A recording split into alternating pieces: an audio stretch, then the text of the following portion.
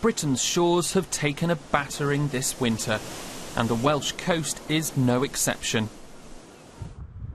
Here at Newgale in Pembrokeshire, the beach bears some of the scars. But there is more than debris and driftwood strewn across the shingle. Dozens of seabirds have washed up too, exhausted, emaciated and defeated after some of the worst storms for decades.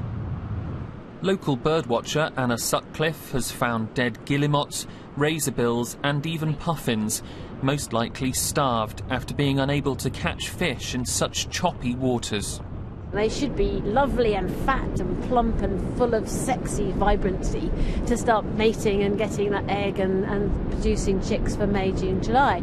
But at the moment those birds that we're picking up seem to be really quite thin. The Pembrokeshire coast and nearby islands are home to some of Britain's last remaining healthy colonies of seabirds. Married couple Bea Bush and Eddie Stubbings are wardens on Skomer for 9 months of the year, but they've been combing beaches on the mainland ahead of their trip.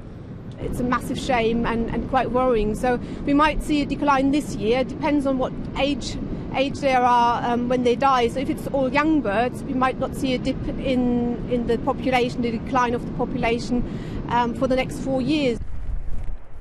It's actually pretty upsetting to see so many seabirds have been washed up here.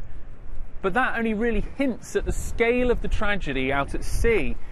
In fact, conservationists believe that the recent storms we've had in the North Atlantic and the English Channel have killed more birds than the Sea Empress and the Brer oil disasters put together. The phenomenon has been of greater concern in northern France this year, where the deaths of around 11,000 birds, including many puffins, have been recorded.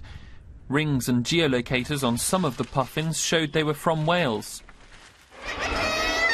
The Wildlife Trust of South and West Wales says the storms have only added to declines in many distinctive species, believed to be connected to climate change. Further out at sea, when breeding season begins on Skomer and Skocum, we can begin to discover the full impact of this winter's awful weather. John Ironmonger, BBC News, on Newgale Beach.